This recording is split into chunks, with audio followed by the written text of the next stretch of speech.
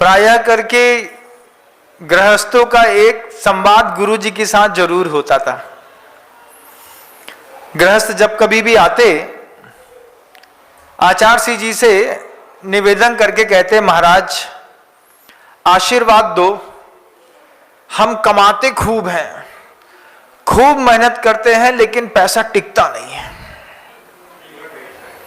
ये ऐसा global epidemic है जिसमें हर आदमी ये बात कहता है, महाराज जी हमारा लड़का सुबह 9 बजे से लेकर के रात को 10 बजे तक लगा रहता है, हम कमाते खूब है, लेकिन पता नहीं क्या होता है, पैसा घर में टिकता ही नहीं है। महाराज ये शब्द गुरु जी ने हजारों बार सुने होंगे लोगों के मुख से। गुरुदेव ने मुस्कुरा करके कहा, जीवन का विकास का सूत्र दिया गुरुवर ने।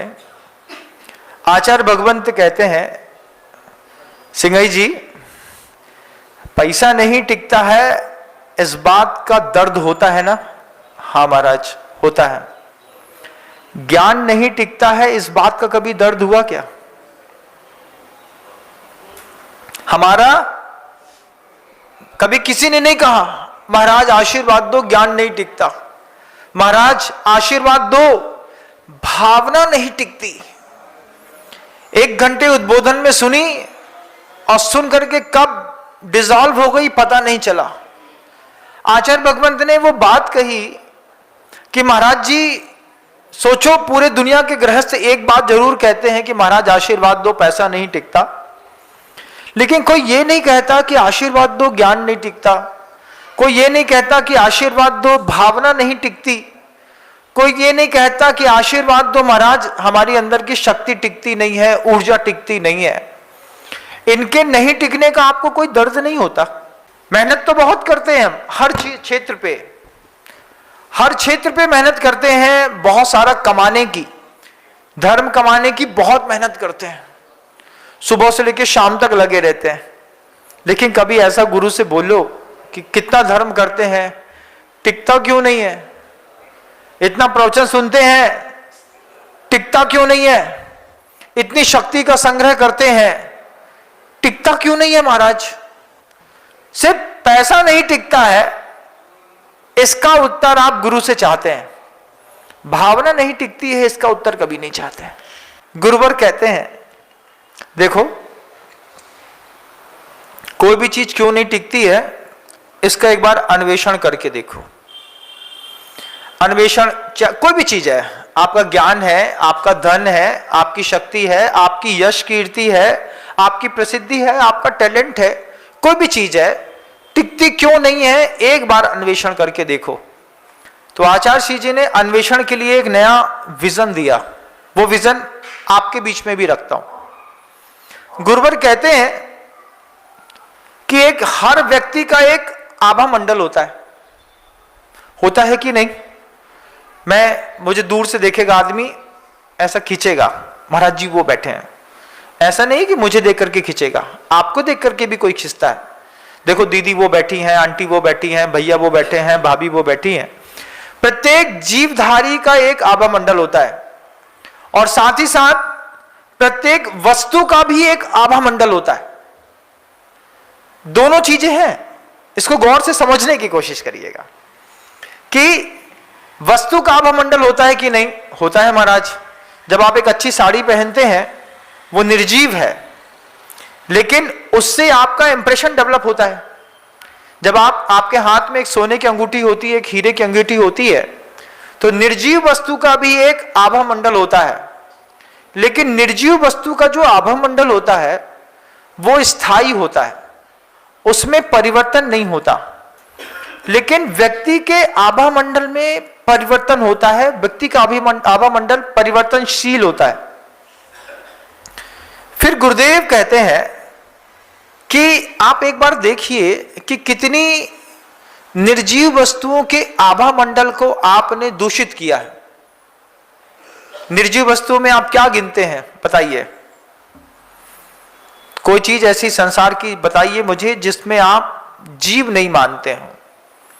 फिर आचार्य जी ने जब ये शब्द कहा, मान लीजिए हीरा की अंगूठी है, निर्जीव है, तो फिर गुरुजी कहते हैं हीरा की अंगूठी है, निर्जीव है, थोड़ी देर के लिए, हो सकता है उसमें कोई जीव आ गया हो, क्योंकि हमारे यहां जैन शासन में जल कायिक, वायु कायिक, वनस्पति कायिक, अग्नि कायिक, पृथ्वी कायिक, इनमें कायिक शब्द जोड़ा है। तो कायिक शब्द जोड़ने का मतलब है कि उसमें जीव हो भी सकता है और नहीं भी हो सकता है, दोनों चीजें संभावना रहती हैं।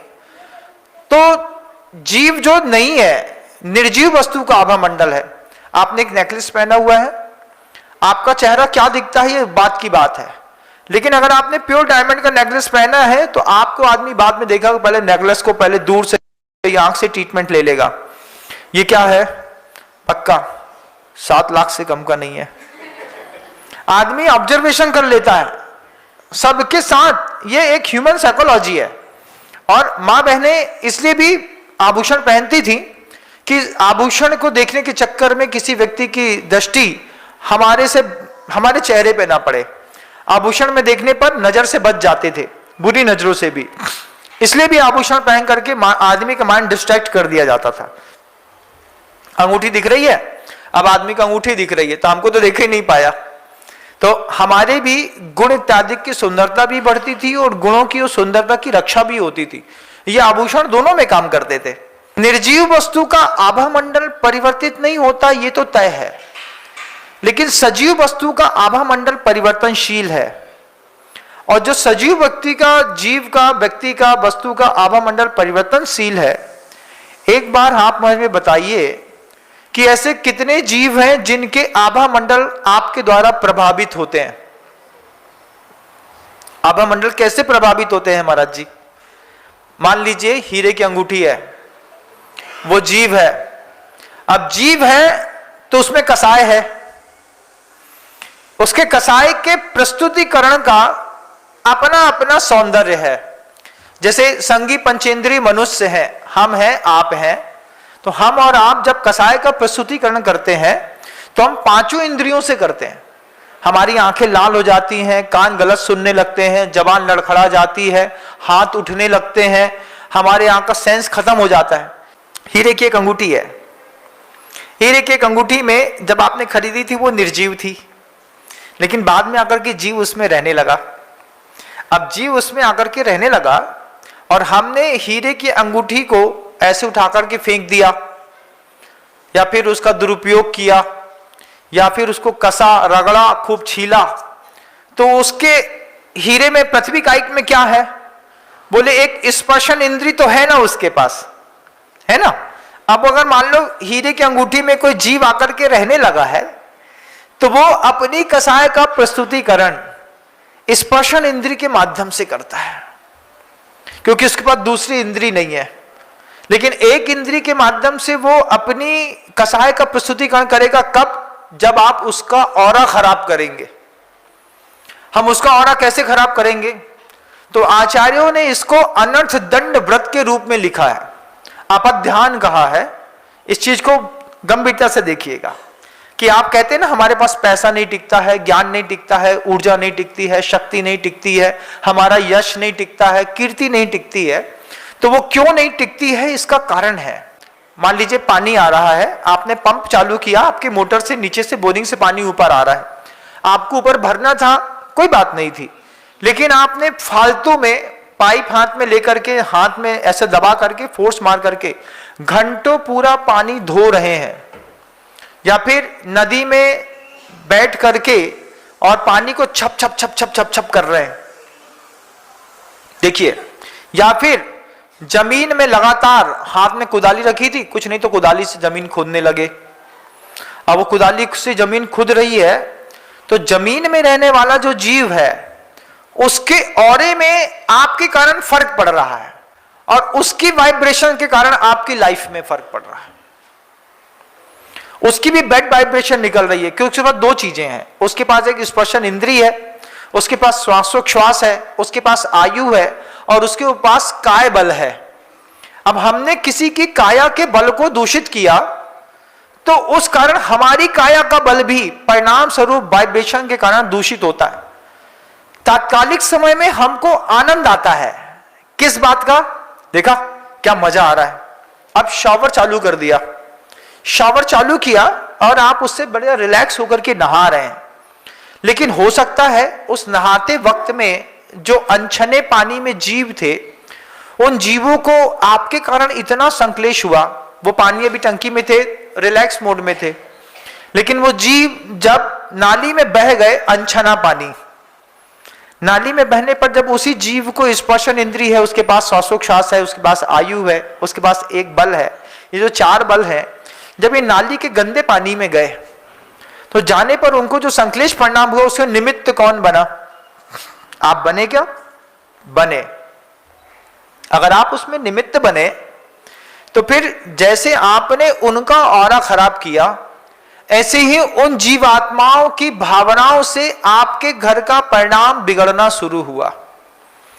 हमारे सर्वज्ञ के शासन में इतनी व्यवहारिकता थी कि हमको समान गृहस्थों को सिखाया, देखो व्यर्थ में किसी से बुराई नहीं लेना, व्यर्थ में किसी की बद्दुआ नहीं लेना, पानी है, जीव है, तो घर में सिखाया।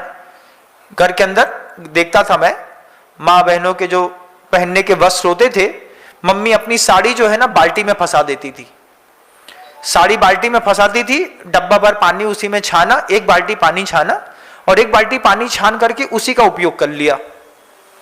हम पूछते थे तुम्हारी साड़ी से तो पानी छनता ही नहीं है, बस ऐसे नहीं बोलते। कभी साड़ी के अलावा मोटा कपड़ा जो और पहनती थी वो उसने फंसा दिया बाल्टी में और उसी से पानी छाना और छान करके चाहे फिर टॉयलेट में यूज करना हो, चाहे वॉशरूम में जाना हो, नहाना हो, धोना हो, कपड़े धोना हो, लेकिन बाथरूम का पूरा पानी छन करके निकलता था। जब छन करके निकलता था उस वक्त तो छोटे से थे, दृश्य देखते रहते थे, छवि आंख में बसती रहती थी, लेकिन विज्ञान समझ में आता था कि इसके पीछे वो भावना है कि हमारे जीवन शैली के कारण किसी और का ऑरा खराब ना हो, किसी का जीवन खराब ना हो।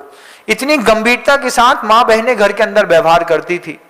टेक्नोलॉजी बढ़ी तो हमने डायरेक्ट जेट का पंप टंकी में पहुंचाया, टंकी से सीधे गीजर में और गीजर से सीधे उनको उबाल करके यूज कर लिया।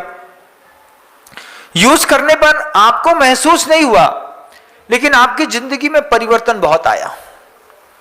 फिर आपके लिए वो जो सब्जियां वनस्पति काई थी, अब उसके सामने जब उसके ऊपर पेस्टिसाइड डाला गया, सजीव है ना, तो लौकी रोज बढ़ रही है, उसके अंदर जीव है, उसका ऑरा किसने खराब किया? तो उस किसान ने खराब किया। फिर उस ऑरे से जो कंजम्पशन उसने अपने अंदर ले लिया था, जो पेस्टिसाइड ले लिया था, उसने आपका ऑरा खराब कर दिया। अंदर जाकर के वही अन्न अब हमारी शक्ति के वर्धन में काम नहीं आता। अब उसी अन्न को खाकर के हमारे शरीर के रोग प्रकोपित होते हैं। महाराज जी यहां पे दर्द हो रहा था, छाती में दर्द हो रहा है, बोन में टीबी हो गई है, यहां कैंसर हो गया है, मम्मी की दाढ़ निकल रही है, किसी का रूट कैनाल हो गया है, किसी की आंख का विजन खराब हो गया है। इसके पीछे क्या कारण क्या है? इसके पीछे कारण है कि हमने उन स्रोतों से, जिन स्रोतों से हमारा जीवन चलता है, वो 2 प्रकार के स्रोत हैं, एक सजीव स्रोत है, एक निर्जीव स्रोत है। तो हमको इस बात को गौर करना पड़ेगा कि हम सजीव और निर्जीव स्रोतों से कहीं उनका आभा मंडल अपने जीवन के लिए खराब तो नहीं कर रहे हैं। अगर हम खराब करते हैं तो फिर धीरे से आप ये बात फिर आप बोलेंगे महाराज बहुत मेहनत करते हैं लेकिन पैसा नहीं बचता, पैसा कहां चला जाता है? पूछता है ना कोई व्यक्ति, कहां जा रहा पैसा? एक न एक आदमी घर में बीमार बना रहता है, एक न एक व्यक्ति कभी पुलिस थाने में चला जाता है, कभी झगड़े में चला जाता है। महाराज इतनी मेहनत करी, लेकिन इतनी मेहनत करने के बाद भी हासिलाई शून्य। फिर घर के अंदर भी उस तरीके के वाइब्रेशन बनने लगते हैं। मान लीजिए आपकी क्रूर प्रवृत्ति हो गई है, तो क्रूर प्रवृत्ति होने के कारण घर का माहौल भी खराब होता है। आप हाइपर होते हैं तो थोड़ा सा आपकी वाइफ हाइपर होती है, लेकिन आपके हाइपर होने का जो तरीका था वो वाइस के साथ था। पति ने मुंह से तेज बोला, लेकिन पत्नी ने अपनी भावनात्मक शक्तियों से भोजन बनाते वक्त कषाय का प्रस्तुतिकरण किया और पूरी की पूरी कषाय अन्न में मिलकर के पति के पेट पे चली गई।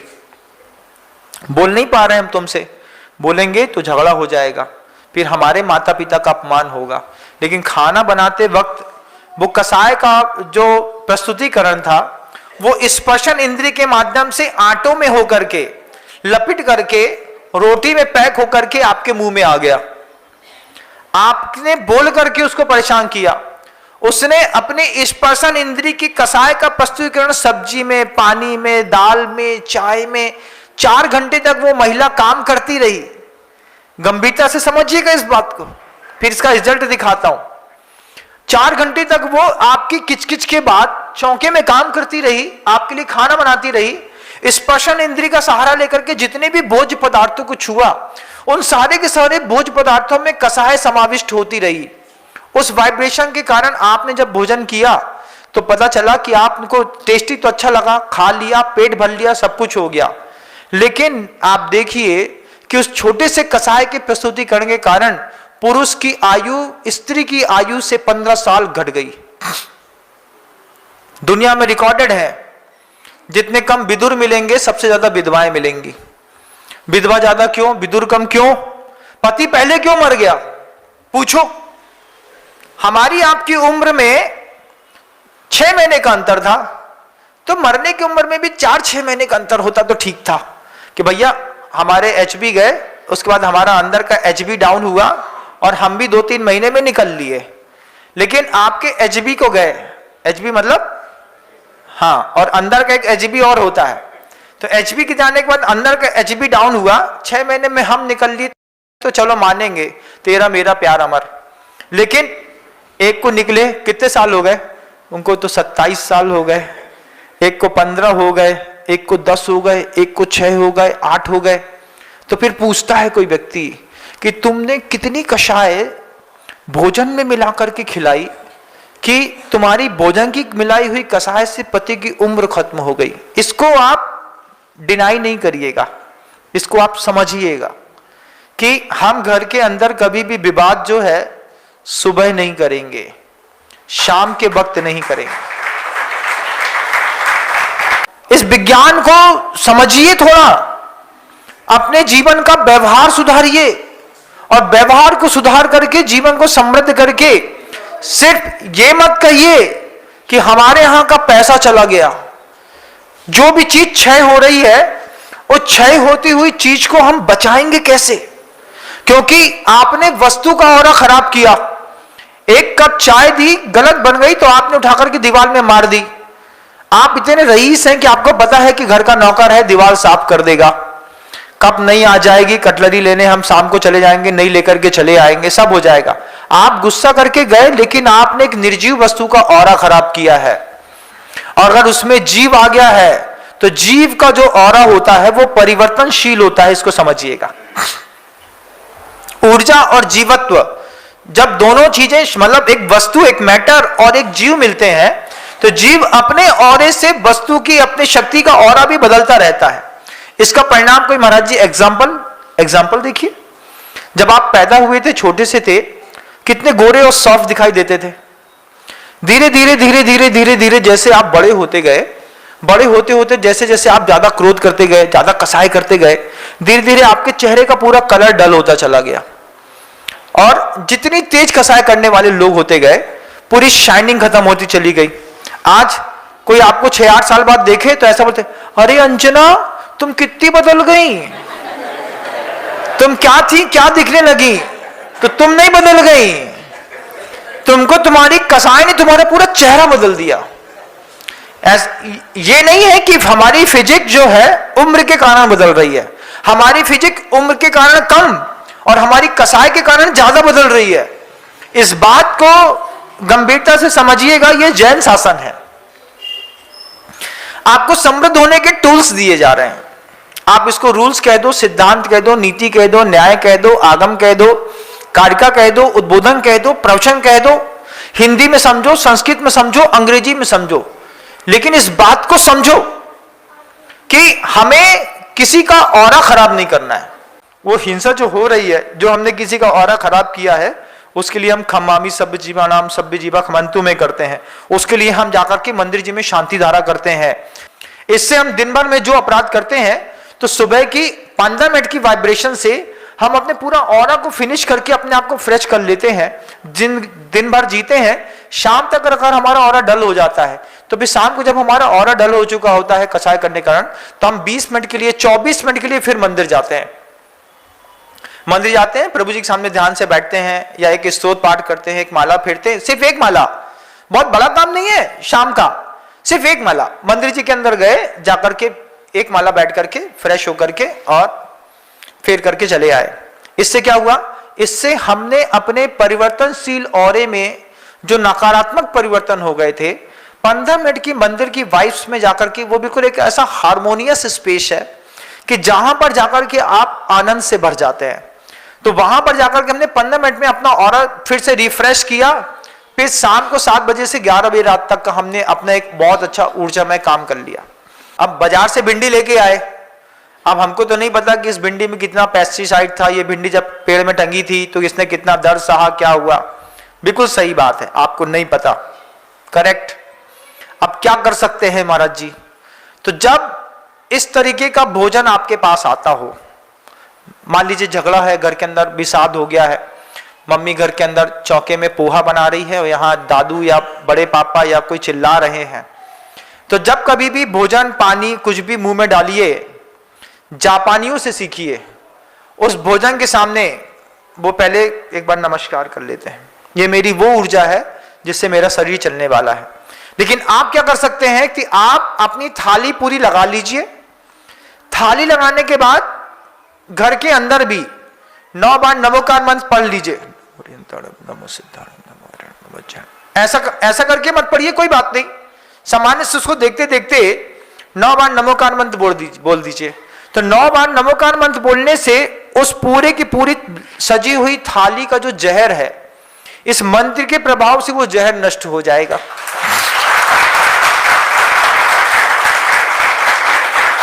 हमको तुम्हारी कीमत पता है, फिर तुम चाहे काले हो, चाहे टेढ़े हो, चाहे मेढ़े हो, चाहे छोटे हो, चाहे बड़े हो, चाहे गरीब हो, चाहे अमीर हो, लेकिन जिनकुल में आए हो तो तुम्हारी कीमत कुछ ऐसी है जैसी दुनिया में किसी की कीमत नहीं है। फिर कोशिश रहती है कि आज नहीं तो कल, हो सकता है तुम आज नहीं तो कल की देशना से संभल जाओगे। तो हर बच्चे के ऊपर उपकार करना पड़ता है, बड़ों के ऊपर करना पड़ता है, बतानी पड़ती है वो बात कि आप सुरक्षित हैं तो जिनायतन सुरक्षित है। न धर्मो धार्मिक बिना, कोई भी मंदिर, कोई भी भगवान, कोई भी शास्त्र, कोई भी गुरु धार्मिक व्यक्ति के बिना सुरक्षित नहीं है। तो धार्मिक व्यक्ति अपनी आयु से जी रहा है, आपकी आयु की रक्षा करना भी धर्म की रक्षा करना है। सुबह सुबह सोकर के उठना पड़ता है, सोकर के उठ करके 9 बार बोलना पड़ता है अपने मुख से, अपनी जिंदगी को खुशहाल बनाने के लिए। नमे किंचन, ये क्या शब्द है? नमे किंचन, मेरा इस दुनिया में कुछ भी नहीं है। ये सोकर के उठने के बाद दुनिया में अभी तक सीखा होगा ना, क्या 9 बार नमोकार मंत्र पढ़ो, लेकिन 9 बार नमोकार मंत्र से ऊंची चीज है अपने आप से बोलो 9 बार बैठ करके, नमे किंचन, नमे किंचन, मेरा कुछ भी नहीं है। न राग द्वेष मेरे हैं, न पत्नी मेरी है, न परिवार मेरा है, न गाड़ी मेरी है, न व्यवसाय मेरा है। रोज 9 बार अपने आप को भी अंदर से भावना देंगे ना, धीरे धीरे धीरे धीरे करके ये जो इधर पे स्क्रैच पड़ता है, ये स्क्रैच नमे किंचन शब्द से मिट जाएगा। C4 C3 खराब नहीं होगी, L4 L5 खराब नहीं होगी, हार्ट अटैक नहीं आएगा। इसी कारण से रिंग नहीं डलेंगे, छल्ले उंगली में डले तो बहुत अच्छे, इधर डले तो बहुत खराब। कहां पे? उंगली में 3 छल्ले। देखो तो जो बड़े घर की 10 उंगलियों में एक अंगूठियां पहनी है, बहुत अच्छे। फिर धीरे से बताएं, इतने ही नहीं, इतने भी 3 अंगूठी पहनी है इनने अंदर पे। अच्छा, अंदर भी 3 अंगूठी पहनी है, तो अंदर की 3 अंगूठी बहुत अखरती है। जब वो सीधे 1,65,000 को ऐसा छल्ला, ऐसी अंगूठी जो हम देख भी नहीं पाए और हम पहन लें। किसी ने अपना हार्ट में लगने वाला रिंग देखा है क्या? दुनिया में किसी ने नहीं देखा, सबने अंदर पहना है। बस बता दिया डॉक्टर ने, भैया तुम्हें अंदर छल्ला डाल दो है। हाँ भैया, कितने? 2.5 लाख। 2.5 लाख का छल्ला अंदर डाले, इससे अच्छा है कि बाहर जो है हम 9 बार बोलें, सुबह सुबह सो करके उठ करके बोलें, नमे किंचन, नमे किंचन, मेरा इस संसार में कुछ भी नहीं है। जब आप इस बात को, इस वाइब से अपने आप को भावित करेंगे, आपका ऑरा बढ़ेगा, आपको बहुत अच्छा लगेगा।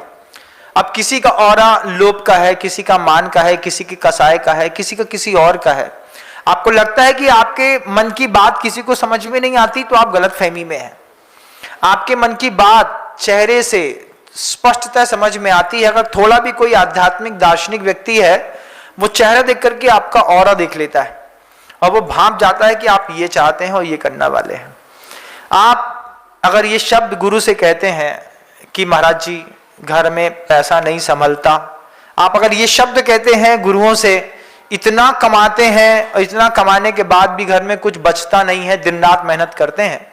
हम दुनिया भर के लोगों से कहते हैं अपना ऑरा संभालिए, आपके साथ रहने वाले का ऑरा संभालिए, निर्जीव वस्तु का अपरिवर्तनशील ऑरा बेवक्त खराब मत करिए। और अगर आपको लगे कि इसमें जीव हो सकता है, क्योंकि आपको तो गुणस्थानों की व्यवस्थाएं बताई जाती है ना बहुत ज्यादा, पृथ्वी कायिक के 32 भेद हो गए, जल कायिक के इतने सारे हो गए, फिर इसके इतने हो गए, तो आपको सब पता रहता है कि कहां पे जीव हो सकता है, कहां पे नहीं। छोटा बहुत भी अगर सैद्धांतिक ग्रंथों को पढ़ लेते हैं तो उसमें हमको यह समझ में आ सकता है कि भले इसमें जीव अभी नहीं था, लेकिन इसमें जीव आ सकता है। ये डेस्क रखा है, माइक रखा है, ये दिखने में तो लोहा और प्लास्टिक हो सकता है, लेकिन इसमें भी जीव आकर के स्थान रख सकता है। तो हम क्या करेंगे, इसको उठा करके पटक के नहीं रखेंगे, धीरे से रखेंगे। बाल्टी है तो लात मार के खिसकाएंगे नहीं, उठा के दर देंगे। क्या समझे? अब घर के अंदर की वो जो स्टूल रहती है, तो जिनकी ऊर्जा का प्रवाह जो होता है वो नाभि से नीचे का सक्रिय रहता है। इस बात को भी बहुत अच्छे से समझिएगा। जब हम इंग्लिश का 8 लिखते हैं, है ना, इंग्लिश का 8 लिखते हैं, तो आप लिख के देखिए कहां से लिखते हैं, कैसे लिखते हैं। जब आप इंग्लिश का 8 लिखते हैं तो बीच में एक पॉइंट टच होता है ना, जो एक केंद्र में जहां पर डॉट्स बनते हैं, वो डॉट्स एक्चुअल में आपका नाभि स्थान है। अब आप इंग्लिश का 8 लिखिएगा तो इंग्लिश का 8 लिखने पर आपको आपके शरीर की संरचना दिखाई देगी कि जैसे कोई बैठे हुए व्यक्ति का शेप होता है, वैसे इंग्लिश के 8 का शेप होता है। तो जहां पर डॉट टच होता है, एक दूसरे को क्रॉस करता है, वो नाभि स्थान है। अब उस नाभि स्थान के नीचे की जो ऊर्जा लोगों की प्रवाहित होती रहती है, मतलब नीचे के तंत्र ज्यादा सक्रिय रहते हैं, उनके सारे काम हाथ से ना होकर के पैर से होते हैं। घर के अंदर बोलेंगे भैया एक तकिया दइयो, तकिया भी वो हाथ से नहीं देगा, वहीं से एक लात मारेगा, तकिया पहुंचा देगा। जो स्टूल वहां रख दो तो क्या करेगा, स्टूल में वहीं के वहीं जेब में हाथ डाला है, क्योंकि ऊपर का तंत्र सक्रिय नहीं है, ऊपर की ऊर्जा काम नहीं कर रही है, तो नीचे लात मारेगा, स्टूल यहां से वहां कर देगा। उनसे बोला भैया थोड़ा ये सामान उठा दो, तो सामान ऐसे नहीं उठाएगा। सामान कैसे उठाएगा, सोफा सेट में बैठे बैठे बैठे पन्नी रखी है, उसमें 3 टमाटर रखे हैं, मम्मी ने कहा टमाटर दे दो, तो पैर के अंगूठे को पन्नी में फंसाएगा और ऐसे घुमा करके जे टमाटर पकड़ो। समझ रहे हैं? ऐसा होता है कि नहीं होता है? अब आप जैसे हमारी बात सुन ली ना, अब आप ट्राई करेंगे। अब आप जैसे ट्राई करेंगे तब आपको समझ में आएगा कि इसके ऊपर का ऑरा सक्रिय है कि नीचे का तंत्र सक्रिय है। तो जिसका नीचे का तंत्र सक्रिय है उसको वासना परेशान करेगी, उसको लोभ परेशान करेगा, कषाय परेशान करेगी। जरा जरा सी बात में नीचे के तंत्र वाले, कभी आपने देखा मारे गुस्सा के, कभी आप मुट्ठी से दरवाजे में हाथ नहीं मारेंगे, लात मारेंगे खींच करके, तो पूरा दरवाजा यहां से वहां हिल गया। उस दरवाजे का भी एक ऑरा है, अगर हमने तेज लात मारी तो उसका ऑरा खराब कर दिया। उस लात का भी एक ऑरा है, अपना ऑरा भी सेफ जोन में रखिए, दूसरे के ऑरा को भी सेफ जोन में रखिए। ना किसी से प्रभावित होइए, ना किसी को प्रभावित करिए। निश्चित मानिए छोटी सी साधना है, धीरे धीरे शुरू करेंगे तो होने लगेगी। ऐसा नहीं कि नहीं होती, होती है। जैसे मैं आप लोगों से संवाद करता हूं तो मैं आपको सुझाव देता हूं, लेकिन दबाव नहीं देता। मैंने कहा ऐसा आप कर सकते हैं, ऐसा आप कर सकते हैं, इसलिए बोला जा रहा है कि कहीं मेरी बात को सुनकर के आपका ऑरा खराब ना हो जाए।